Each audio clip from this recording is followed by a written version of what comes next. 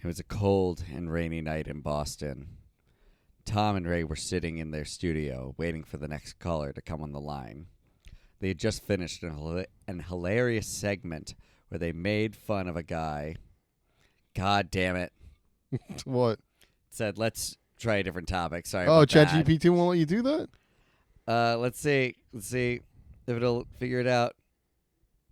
Sorry, but I can't. I'm not good or comfortable with it. Aww. Should we fill in the listeners what was going on? I wanted it to write me erotic fan fiction of Tom and Right, Ray. Click and Clack from Car Talk. Yeah, just really getting it on centrally. And it wouldn't allow it? Romantic. I didn't even say I just want him to kiss. You know, I wanted that too. But we can settle for the next best thing. They did a very intimate thing together once upon a time in 2008, and they made a terrible cartoon. Welcome to Bottle Episodes. Welcome to Bottle Episodes.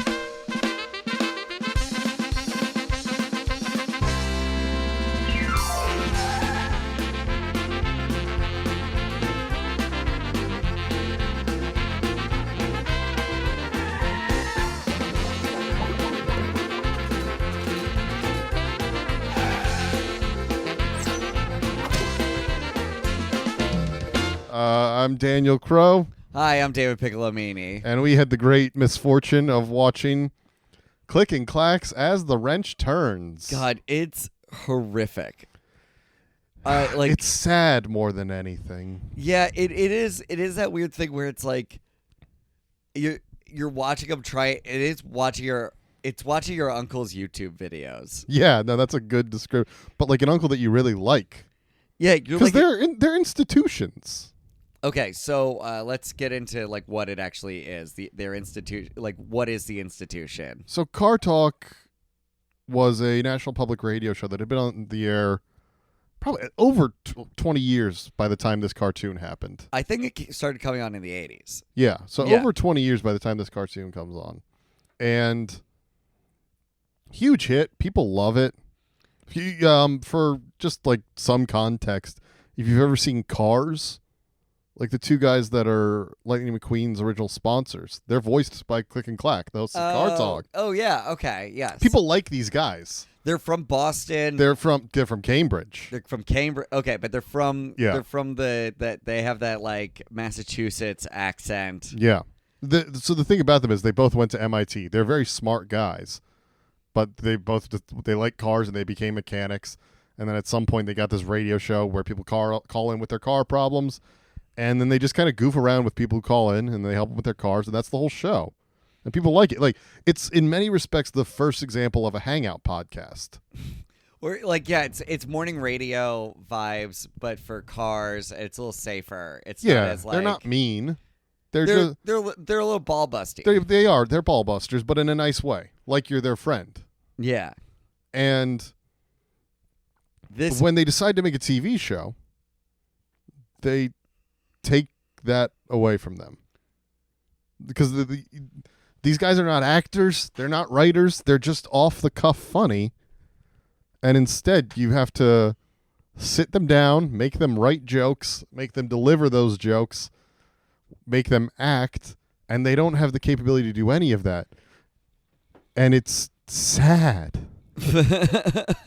Like, I wanted it to be good. PBS wanted it to be good. I remember when this was coming on the air, and there were a lot of promos on NPR and on PBS. I don't think I'd ever seen. You're so disheartened by this. You could, like, in magazines, there were ads to be like, you got to watch this show on PBS, and I don't think I remember ever seeing that at any point in my life for any other PBS original. Like, they wanted a hit. They wanted a hit animated. Were thirsty. They wanted like a hit adult animated show, which makes sense because there's like huge merch money in that. Yeah, if you can be The Simpsons, Rick and Morty, South Park Lane. They're gonna have to invest a lot more money than what looks like a mid-level conservative, like Fox News attempt. Oh, you think this looks like what Fox News would have done? Yeah, like just imagine those are like caricatures of like racist caricatures. And then actually it's the same show, actually, kind of. Yeah, they're just different racist caricatures. It is. It's like it's weird how vaguely racist the show is at times. Like we have it's also done in Flash, by the way. Oh, is it really? You can go through the Internet Archive. You can go to the show's old website and you can find production notes for every episode, and they're bragging about it being in Flash on the production notes for the first episode. Like, bet you've never heard of Flash, which in fairness for most of PBS's audience, they hadn't. Yeah, 2008. 2008, they were unfamiliar with Flash. They didn't. They were like, tell us about this Homestar Runner.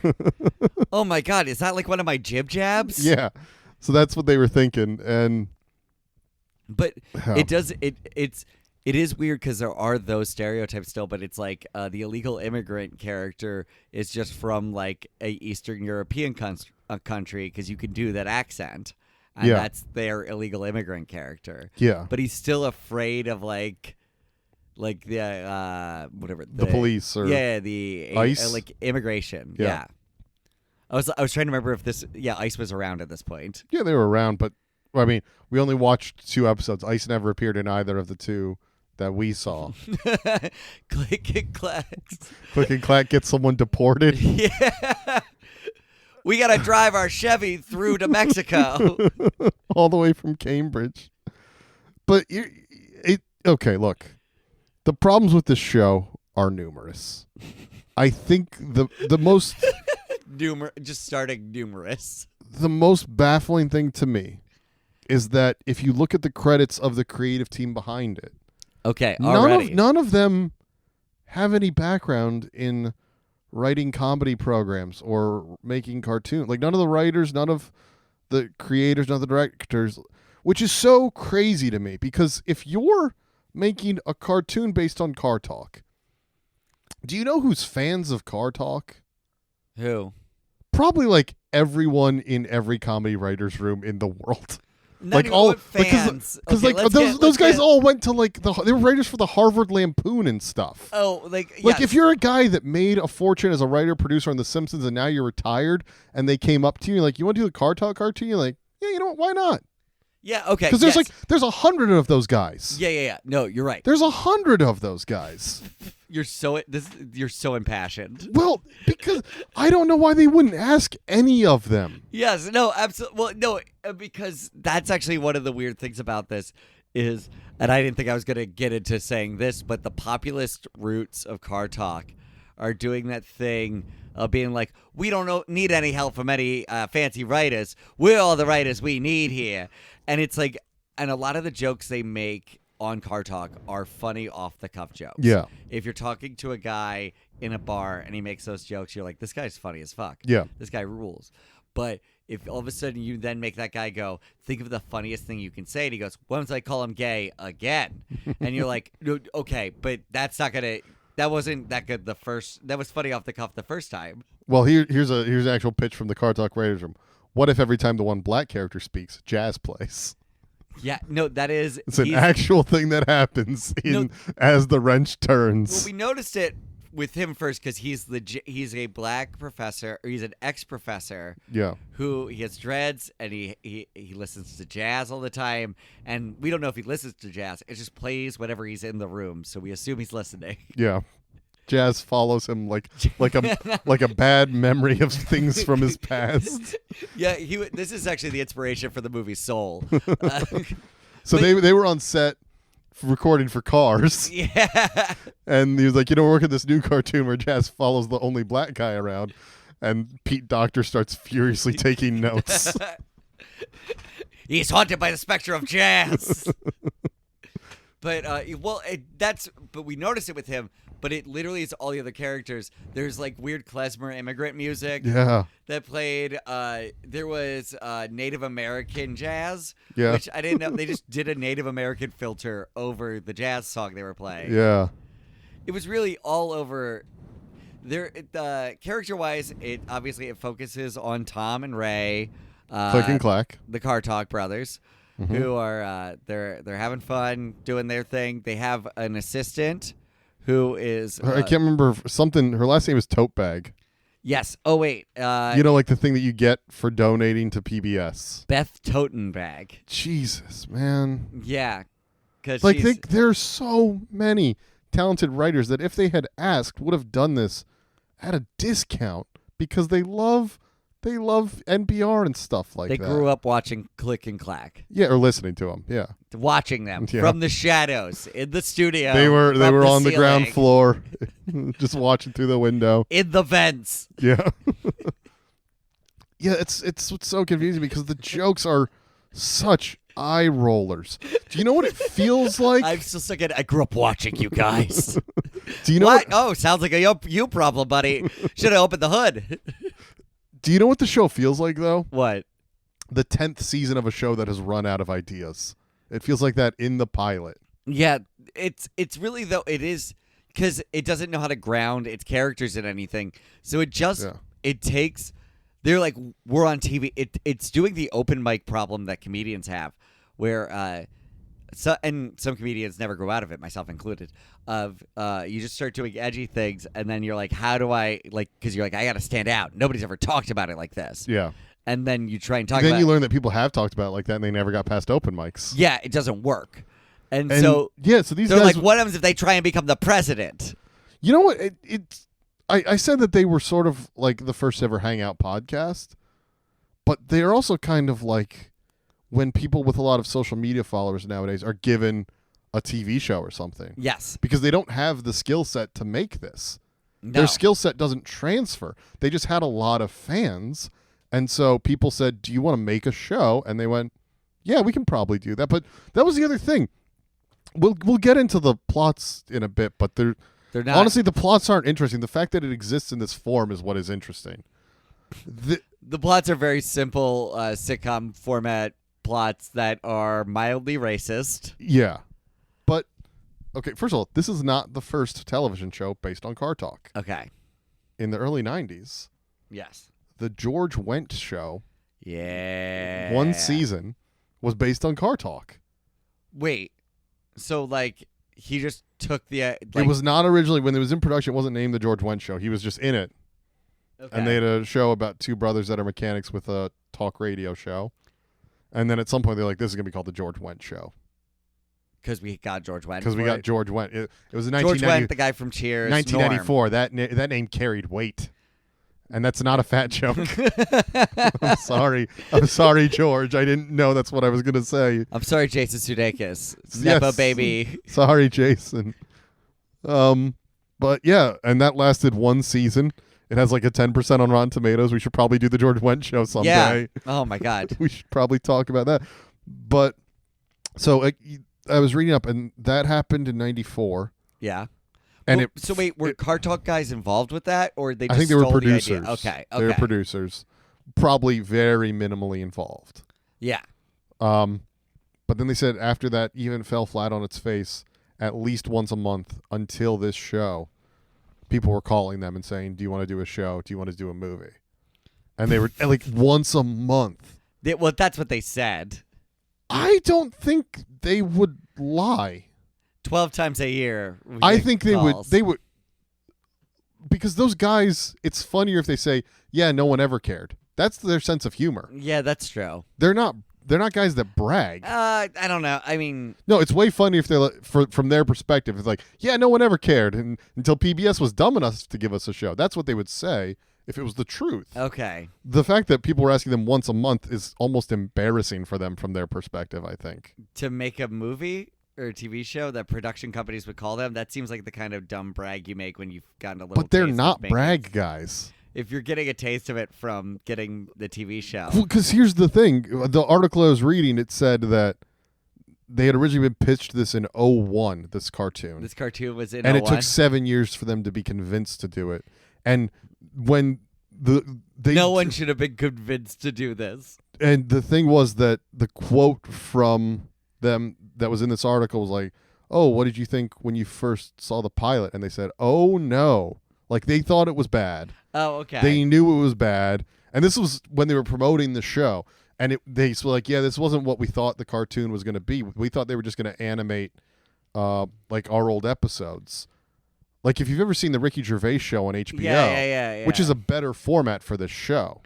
Sure, yeah. And so that's what they thought it was going to be. But then I guess they presented that to focus groups, and they were like, we want more. And then it morphed into this weird sitcom. Yeah, this feels, it's the unironic, like, Mike Tyson mysteries. Yeah. Yeah, it's an Adult Swim show missing the absurdity. Yeah. Yeah. It's so...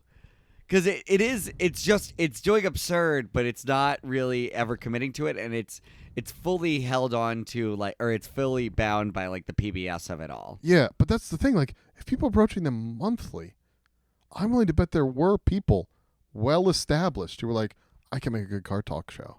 Sure. And they just never went for it until this. But then, yeah, see, that seems I like guess they probably were holding out for someone who was like, and we'll let you just do it with your people.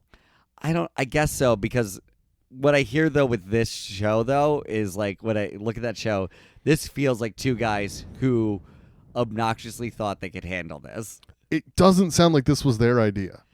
Okay, but they're in it in a way where they're doing the laugh, they're trying to create the radio show presence and stuff, and even if they're faking it, it just doesn't feel. It feels smug. I think they're doing the best they can. I think what like happened. These guys a lot. Yeah, I do. I don't think they're the kind of guys that actually care about fame. If they cared about fame, they wouldn't have been on public radio. Sure. But that's why I think like eventually. But I think eventually. No, I'm not saying. I'm just saying in the same way. Like I've met people who like are from like backwoods swamps who live in LA for 3 years and suddenly have 4 stories about the time they kind of met Ron White. Maybe, but I just feel like what happened was eventually PBS said, "Do you want to do a cartoon?" And they're like, "We'll do it for you, baby, because we love you." And that was it. And it ended up. And then I mean that would be the thing that would suck is like I'm sure they did put a lot of time and heart into this. Yeah. For sure. But it is that thing of like I guess if they did it for PBS, if they've been getting all these offers and they didn't want to do it and then they did it for PBS and the PBS was like, "Well, we're public television, so you have to kind of just do this without any real help from anyone useful." But then my theory of they did it because they love public broadcasting is immediately undercut by the fact that all of the plots seem to concern how much they hate people that like public broadcasting and how much they hate pledge drives and stuff like that. But that's what I'm saying. It's that thing of like they're trying to do bad boy material the whole time. Yeah. That's let's get into like what the episode actually is about. Like the pilot, which barely feels like a pilot. It feels like you know us episode. Yeah. And that's the thing is because it is a 10th season episode. But you know who I don't know? ways. Any of the other characters you're trying to introduce here. Yeah, that's true. But you do know immediately because they don't waste any time. They give you music to let you know it's a cool jazz professor. Yeah, I guess you're right. They give you klezmer music to be like, hey, look, this guy's an immigrant. So yeah, the characters are this guy's a jazz professor, this guy's an immigrant, this guy loves fashion.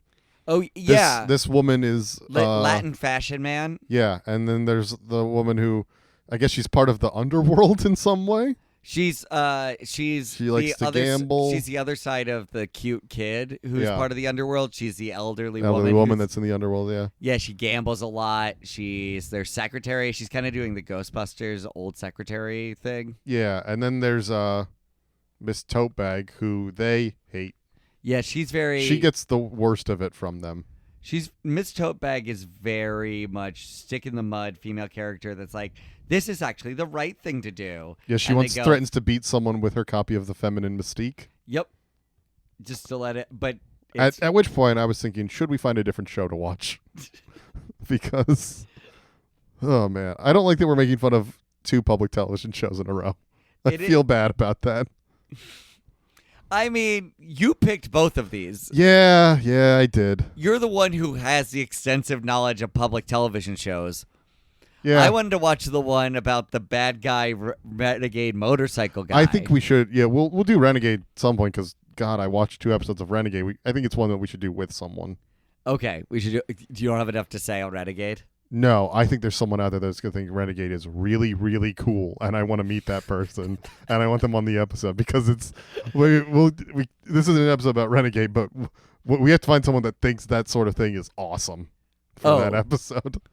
Wait, no, further. That show ruled in the worst way. I loved that show. Okay, we'll stop talking about every part of my Fast and Furious. We're getting off track, just like Click and Clack would in an episode of Car Talk. Anyway, we're getting off track here. So what year is this car? Yeah, oh my God. So that is the thing is, they were like, I will give them credit. They're like, we know we're the car guys. We got to make everything about cars. Yeah. Whether we're making a casino, whether it's our platform politically. Yes, it's because the about first cars. episode does involve them running for president.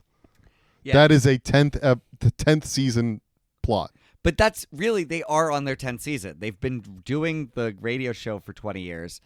So it's like, what? But those don't have plots. Yeah, that's like, true. You do that plot because you've run out of the interesting plot ideas you have. I do love the idea that the Click and Clack, like, but it's like a small marriage, like, slice of life show. Yeah, they are life partners. And brothers. But, And brothers. yeah. No, they live in one house, 2 wives. Do they just, whichever wife is convenient, or do they have a wife for... No, each Like, of them defined has a wife. wife. They have a side of the house. Okay.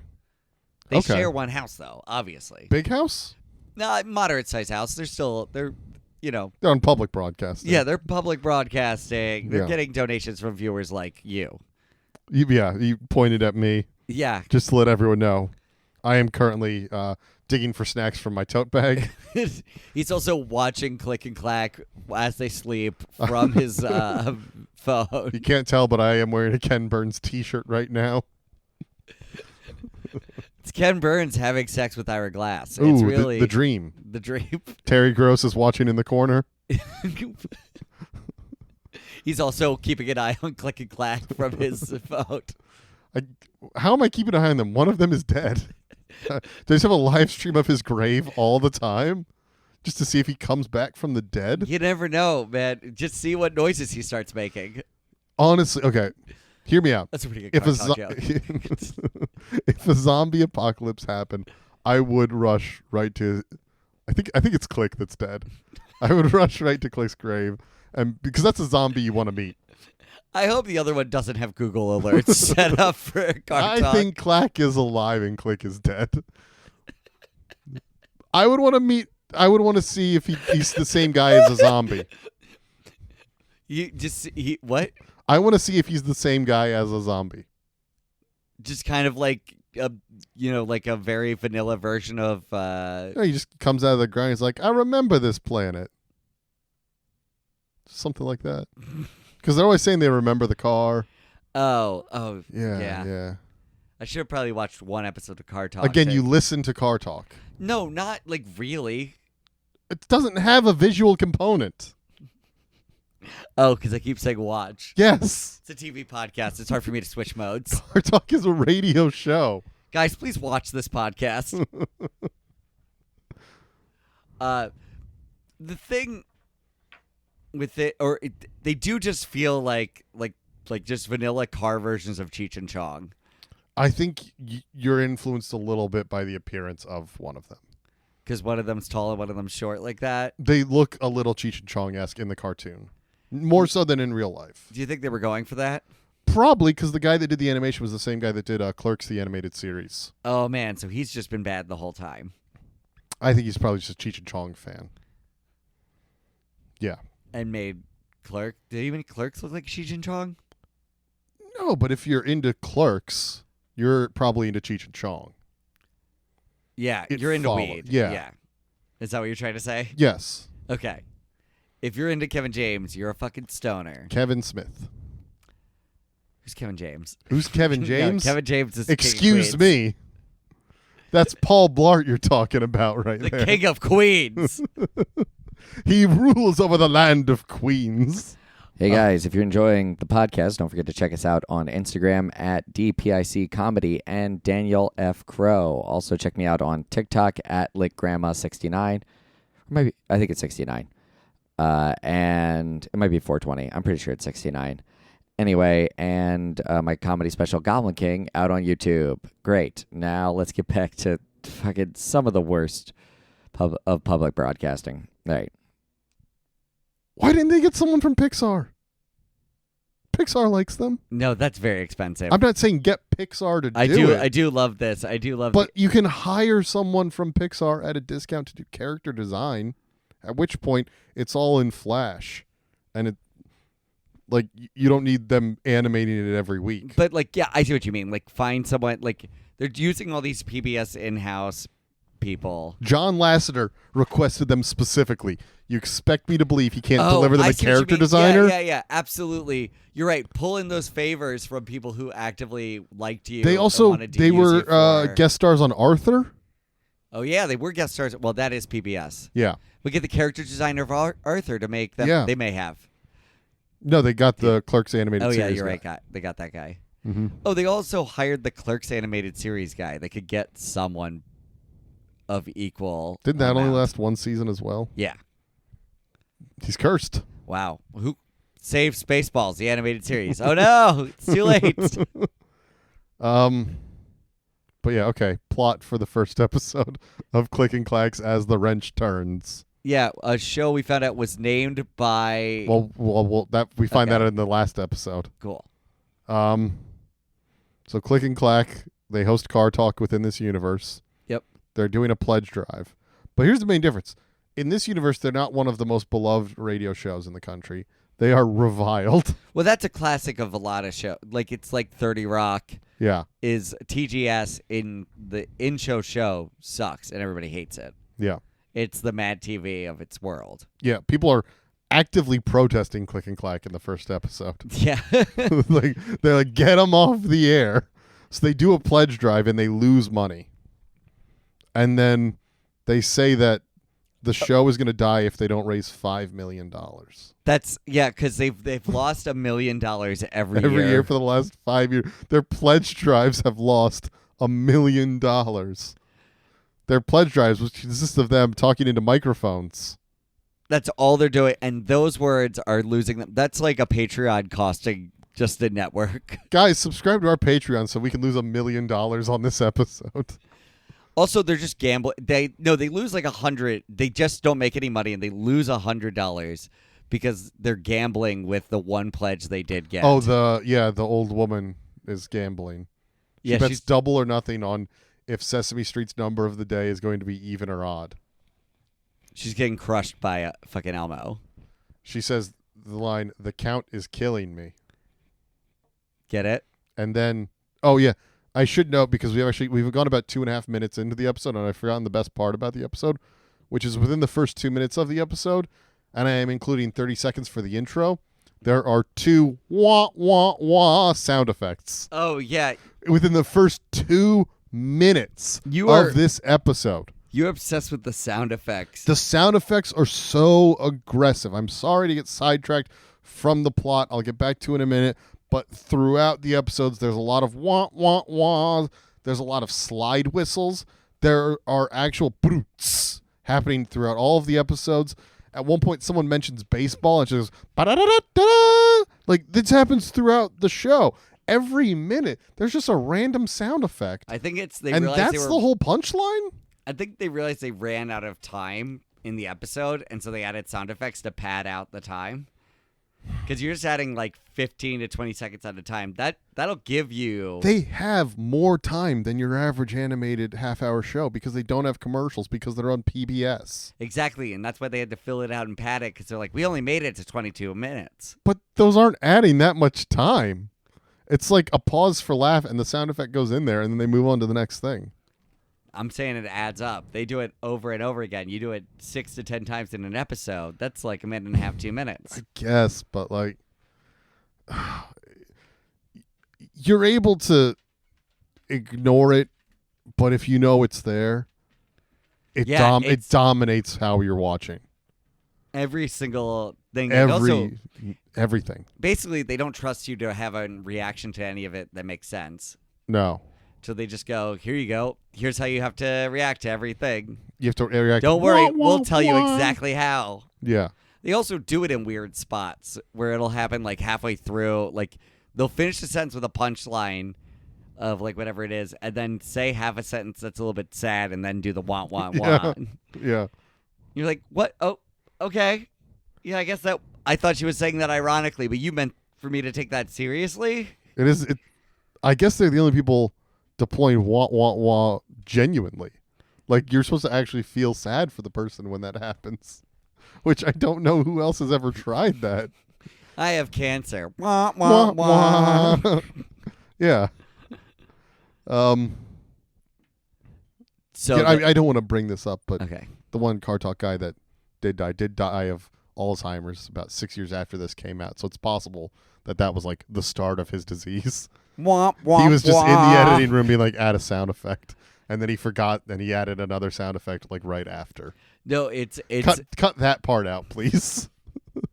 it's the other car talk guy being like, oh man, he's not getting any of these. Let's add some sound effects so he knows which one to react to how. Yeah. Maybe. But yes, go ahead. Oh, go ahead. No, I was going to go back to the plot. You sound like you had a point. That was it. Let's I get was back to the going plot. All right. So they owe $5 million. And their plan to make $5 million is to run for president. Because they think that they'll get a bunch of donations.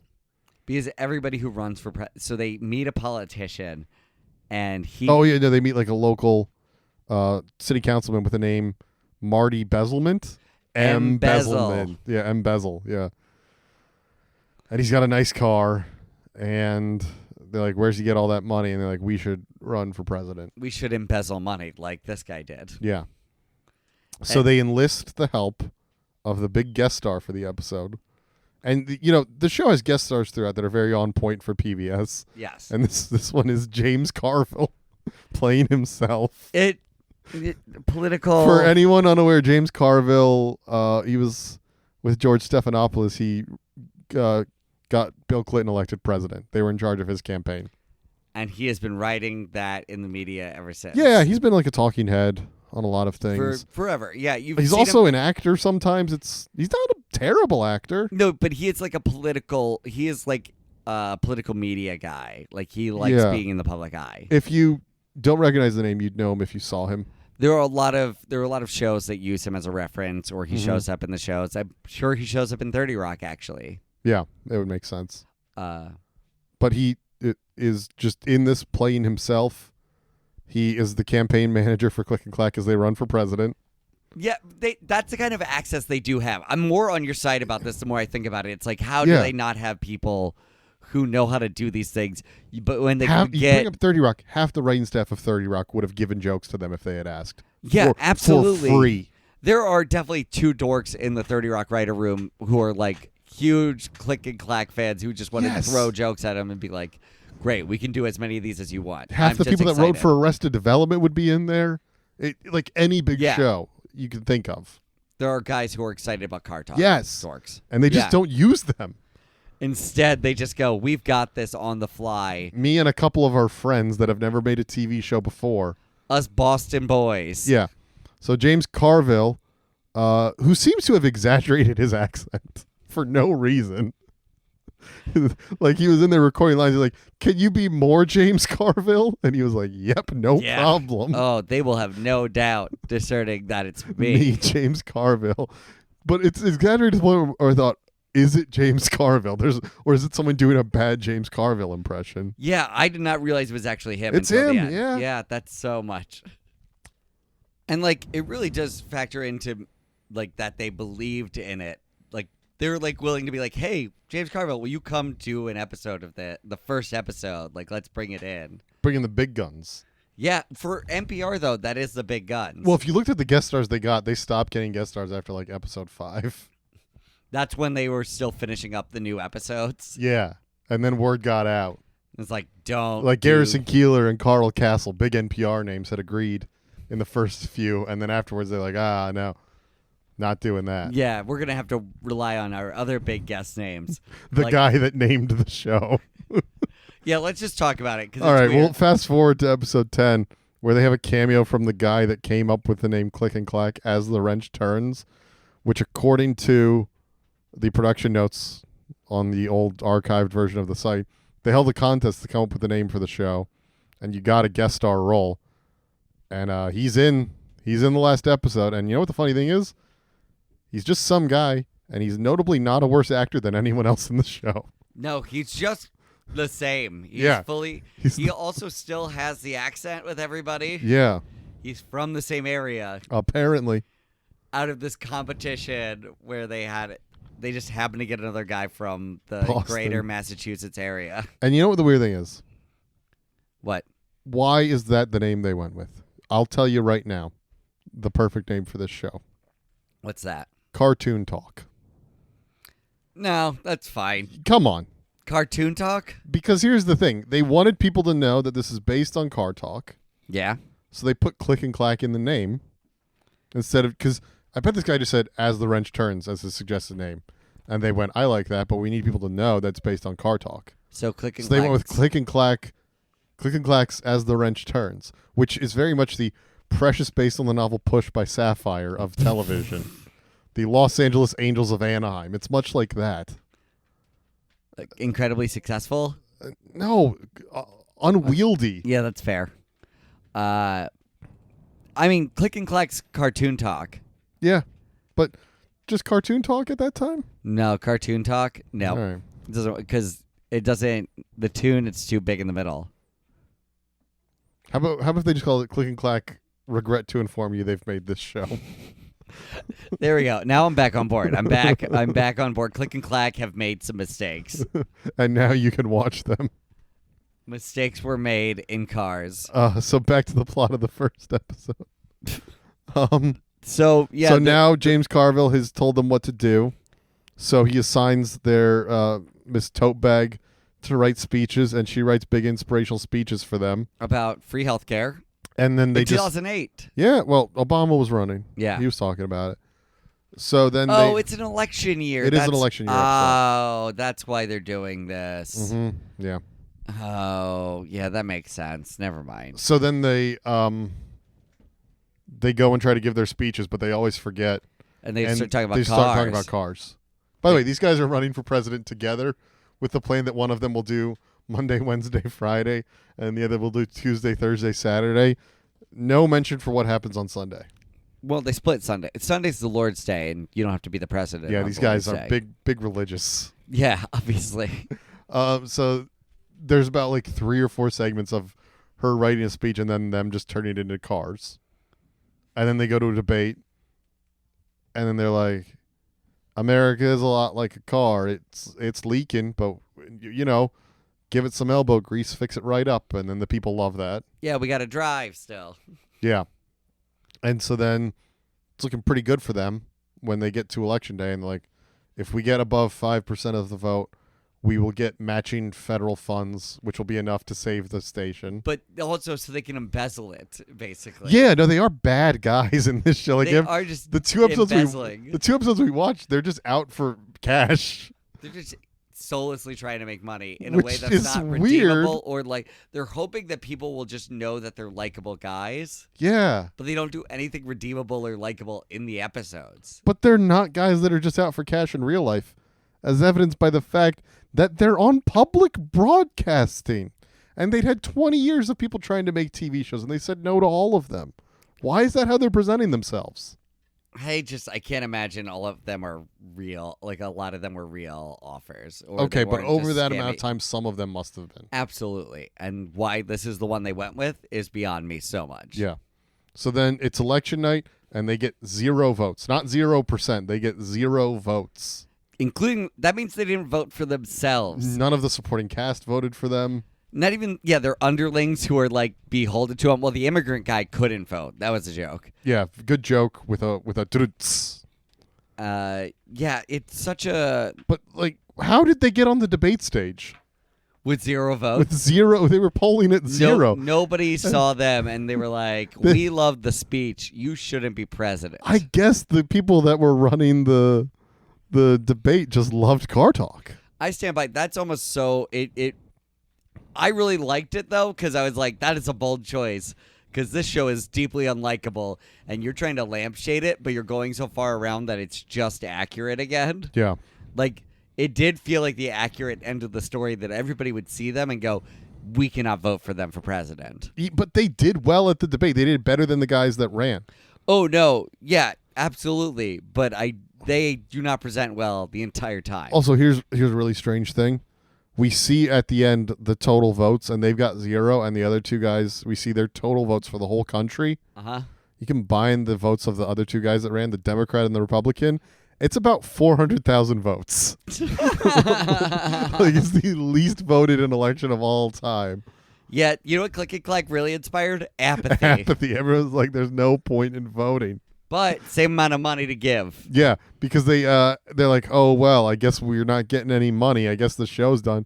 And James Carville shows up with a Brinks truck and says, "Good news, you got a bunch of corporate donations from oil companies. Here's $8 million. Let me take $3 million of that for myself as a consulting fee." James Carville not afraid to just do that scene, I guess. Where he's like, "Hi, I'm only in it for the money," which again is so weird. They do it in such. He's being so smarmy about it too. He's not even like really. He's just fully being there, being like, "All right, yeah, I'm gonna take. This is mine. Yeah, I'm not afraid to take bribes." James Carville. One thing to take away from this PBS broadcasters is to know that I'm soullessly around for just bribes.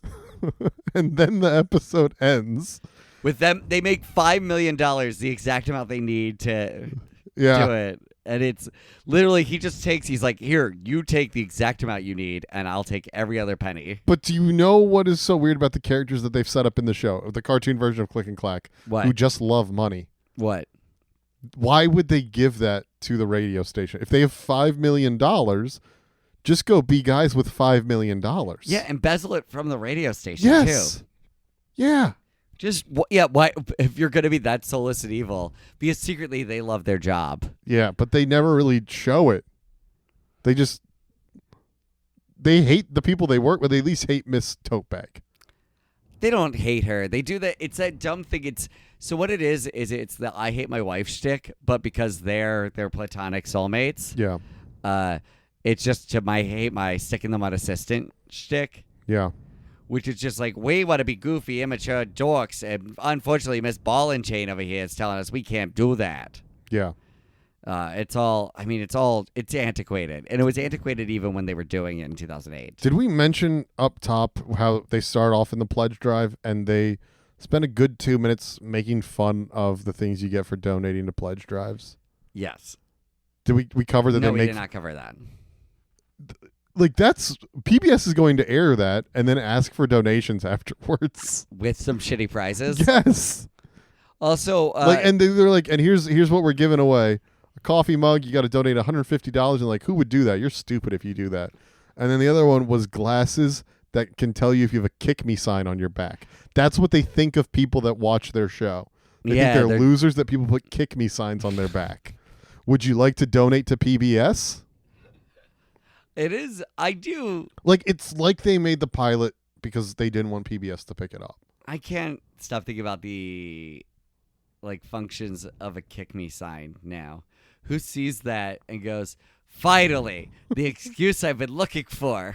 Should we start putting "kick me" signs on people just to see what happens? Just to see who loves to follow a rule? I think we should make it mandatory kick. If you could read the sign, you must kick me. Kick me, no exceptions.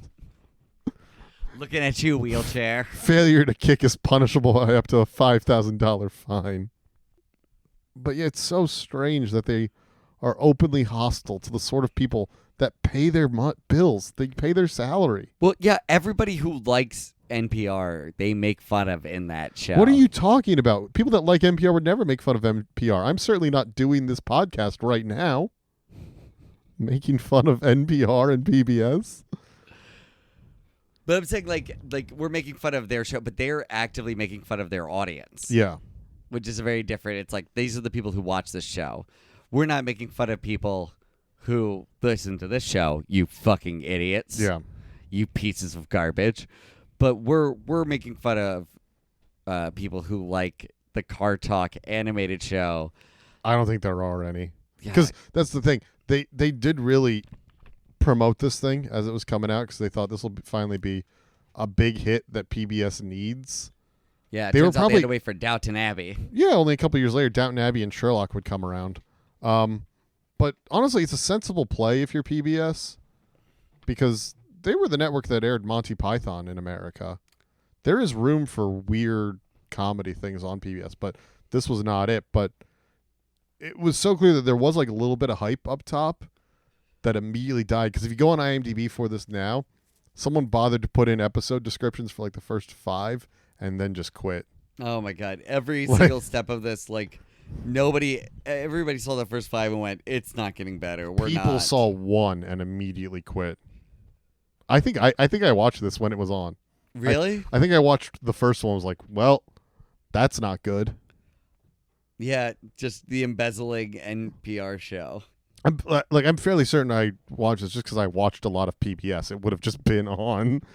Just the casual. Yeah, but I guess we have to talk about the finale right now because in the grand tradition of bottle episodes, a show which the original idea was we'll watch the worst rated or worst regarded shows we can find.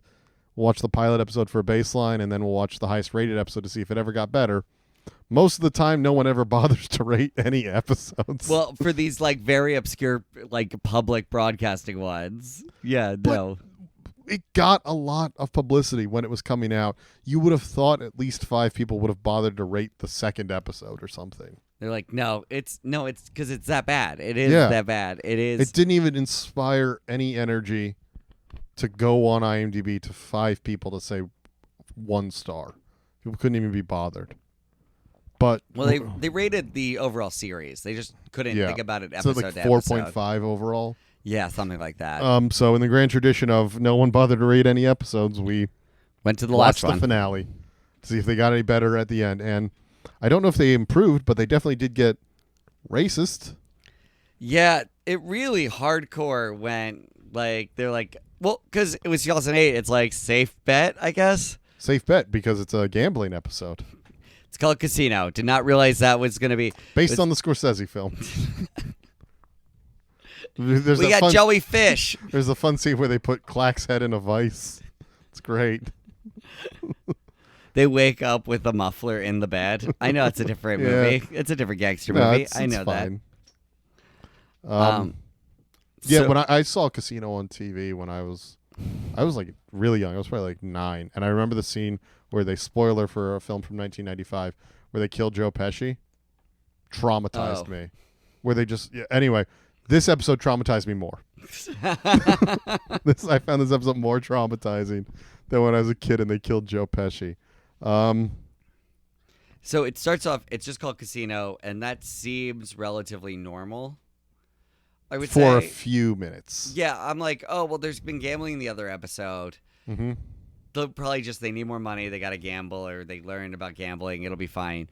And then it turns out it's not learning about gambling. It's learning that they are part very Descended from an Indian princess. an Indian princess, and then they split brains and show that one of them's looking at a Native American, the other guy's looking at an Indian, and they're both pretty excited. And then here's the fun part about how they find this out. There's some archaeologist in Canada, and he found well, okay. First of all, this guy is not Canadian. The guy doing the voice, it is clearly a friend of theirs from Boston with a thick Boston accent, attempting to do a Canadian accent and failing miserably. Also, yeah, it's somewhere between like Swedish. It is a little Swedish chef. He's doing a lot of A's still. I think you got to put a clip in right here just so people can understand what this accent is.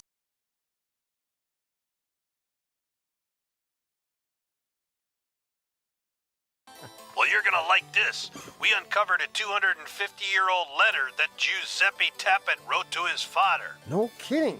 Can you make out what it says? Well, he seems to be telling his father that, against the family's wishes, he went ahead and married an Indian princess.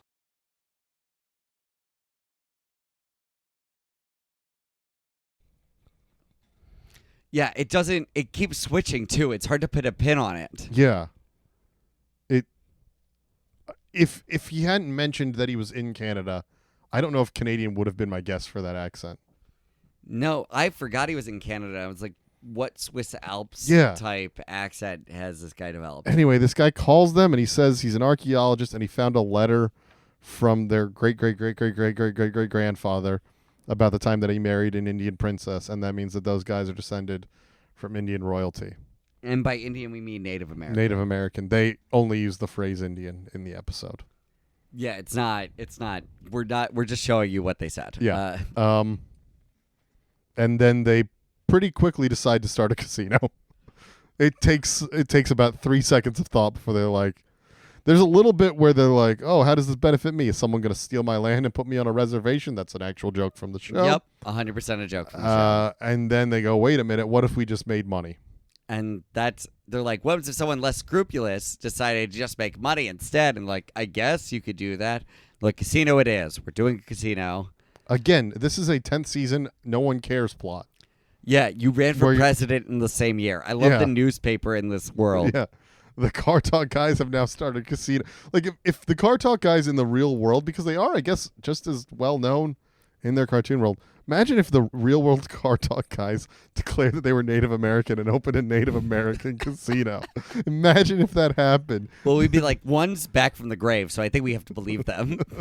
Okay, if the one that was still alive that's doing commercials for I think eBay Automotive, if he did this, Oh my god, if he fully like came out and like sold dream catchers in front of like AutoZones.